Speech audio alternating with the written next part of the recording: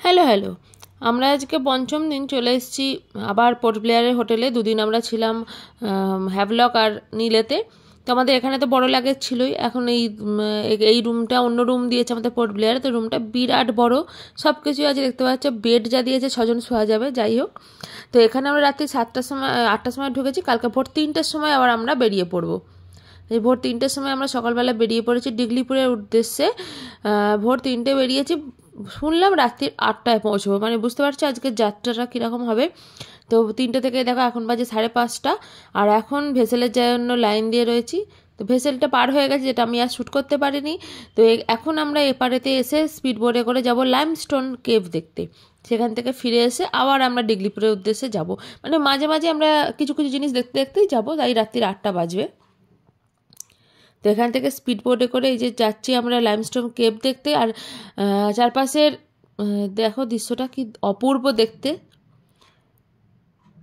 সমুদ্রের জলটা এবং তার সঙ্গে সিনারিটা দুর্ধর্ষ দেখতে লাগছে, এবং তার সঙ্গে আকাশটাও।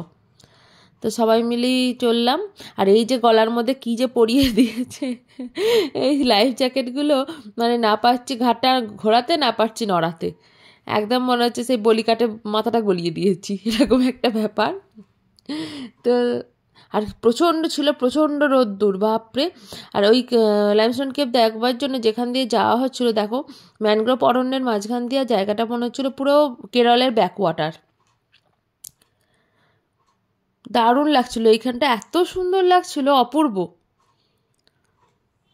বোটটা কত ভিতরে ঢুকিয়ে নিয়ে গিয়ে তারপরে আমরা লাইমস্টোন কেভ, এবার এখান থেকেও কিন্তু 1.5 কিলোমিটার হেঁটে যাওয়া, গিয়ে কেভটা দেখে আবার 1.5 কিলোমিটার হেঁটে ফেরা।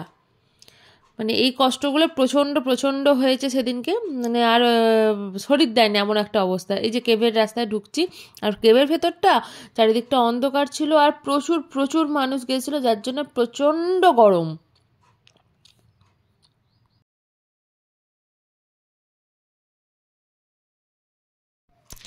এতটা গাড়ি যান এইখানে এই কেভস দেখে যাওয়ার পরেতে এবার আমাদের যাত্রা হচ্ছে, রাস্তায় 3টে বিচ পড়বে, সেই বিচটাই দেখতে দেখতে যাওয়া। কিন্তু কষ্টকর একটাই হচ্ছে, এখানে রাস্তা কিন্তু অতীব খারাপ, মানে অতি জঘন্য, মানে যখন তখন মনে হবে নিজের মুন্ডুটাই খুলে পড়ে যাবে, এরকম একটা রাস্তা, অতি জঘন্য। যার জন্য আমাদের জার্নি কষ্টটা হয়েছে মারাত্মক। একে ভোর 3:30 থেকে যাওয়া, প্লাস ওখানে গিয়ে পৌঁছেছি রাত্রির 8টা। তার মধ্যে এই যে একটা কেভ দেখতে যাওয়ার জন্য 3 কিলোমিটার হাঁটা, প্লাস হচ্ছে আর একটা বিচ দেখতে যাওয়ার জন্য 1/2 কিলোমিটার করে 1 কিলোমিটার হাঁটা। এই সব মিলিয়ে সেদিনকে যা কষ্ট হচ্ছিল, মানে প্রচণ্ড, প্রত্যেকটা মানুষের আমাদের মনে হচ্ছিল আর যাবো না কোথাও, এতটাই কষ্ট পেয়েছি। তো এই আর রাস্তাটা যে মানে এরকম খারাপ রাস্তার অভিজ্ঞতা আমার কোনো দিন নেই। তো এই দেখো, একটা হচ্ছে আমকুঞ্জ বিচ। তবে এদিকে দেখে মনে হলো পর্যটক খুব একটা আসে না এতটা দূরে।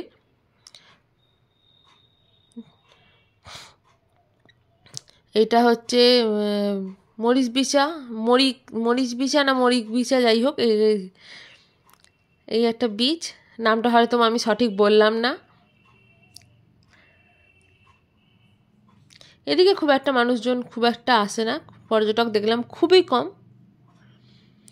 আর এটা ধানি নানলা, এইখানেও তাই। এই যে রাস্তাটা মানে 1/2 কিলোমিটার এই যে হেঁটে যেতে হবে। আর এই যে পাখির ছবিগুলো দেওয়া আছে, আদৌ দেখতে পাওয়া যায় কিনা জানি না। তবে রাস্তাটা কিন্তু খুব সুন্দর। এই যে